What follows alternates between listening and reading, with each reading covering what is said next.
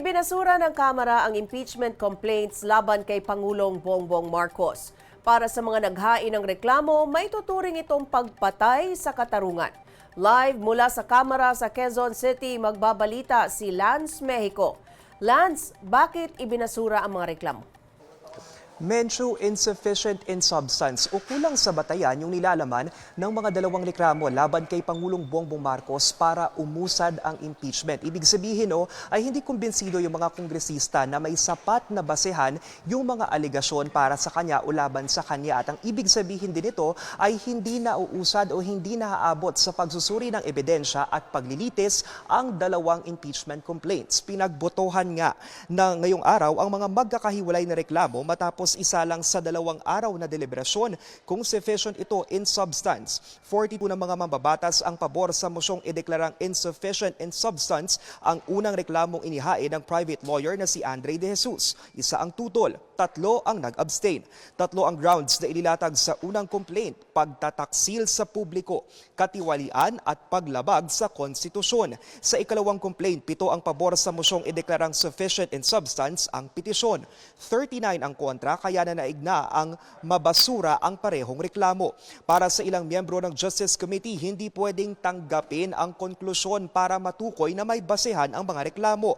Base raw dapat ang aligasyon sa personal na kaalaman at authentic records. Isang halimbawa nila rito yung video statement ng pugante at dating mambabatas na si Zaldico na idinawit si Marcos sa budget insertions at kickbacks sa flood control projects. Ayon sa mga kongresista, matatanggap sana ito kung sinumpa ang salaysay ang mga sinabi ni Ko. Nanindigan din ang komite na hindi nila minadali ang proseso. Kung hindi based sa personal knowledge or authentic records, that will fail the standard of sufficiency in substance and even in form. The chair was very liberal in allowing, she was very accommodating in allowing everyone to speak and allowing even the endorsers to speak and to answer questions raised by some members. So we don't think that there was any railroading of the proceedings. Todo batikos naman ang Makabayan Coalition na complainants ng ikalawang reklamo. Pinatay ang katarungan para sa maraming mamamayan na naghahangad ng katarungan dahil sa malawak na korupsyon na kung saan ang presidente mismo ang nasa tuktok. Sa palagay po namin, prematurely murdered ang impeachment complaint na ito. Hindi nila tungkulin na mag-abogado para sa presidente. Ngunit tila yun na po ang nangyayari dahil hinuhusgahan na nila ang ebidensya. Hindi pa po yan ang yugto ngayon. Bago yung butuhan kaninang hapon, tinalakay muna ng komite ang ikalawang complaint na nakabatay sa betrayal of public trust kaugnay ng umano'y kinalaman ni Marcos sa korupsyon.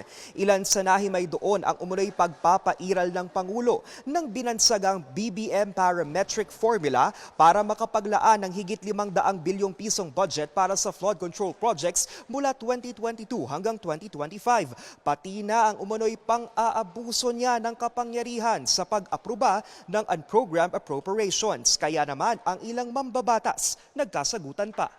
I find it unfair to blame it on the President because we, as members of Congress, should also have taken a proactive stand in policing, in asking the cabinet secretaries. Hindi po natin kine-question dito yung Act of Congress na nag-approve ng unprogrammed appropriations. Ang kine-question po natin yung pagpapatupad ng Pangulo. At ang dinidiin po natin, ayon sa batas, sole and exclusive ang kapangyarihan ng Pangulo dito. Mention sa February 9 o sa susunod na Lunes ay susumite o ihahanda ng Justice Panel yung kanilang committee report para isumite ito sa plenaryo. At dahil nga nabasura na yung dalawang reklamo laban kay Pangulong Bongbong Marcos ay ibig sabihin ito hindi na siya padadalhan ng notice para makapaghain siya ng sagot. Balik sa iyo, Mention. So, Lance, considered dead na ba itong mga reklamo o may tsansa pa itong mabago? Mention sabi ni House Committee or House Justice Committee Chairperson Jinky Luistro ay hindi pa maituturing na patay ang reklamo dahil pwede pa naman daw mabaliktad yung desisyon sa pamamagitan ng 1/3 vote sa plenaryo. Pero yung sabi niya rin ay historically o yung sabi ng ilang mga mambabatas ay hindi pa nangyayari yan sa ngayon. On a related matter lang, Menchu, or dito sa Kamara yung mga developments ay before we went live kanina lamang ay inanunsyo sa plenary session na nagbitiw na sa pwesto si ACT-CIS Party List Representative Edvic Yap. Isa siya doon sa mga itinuturong personalidad sa flood control scandal. At yan muna ang latest dito sa Kamara. Balik sa iyo, Menchu. Maraming salamat, Lance. Mexico nag-uulat live mula Quezon City. Ayon naman kay Palace Press Officer Claire Castro, welcome development para sa Pangulo ang pagkakadismiss sa kaso.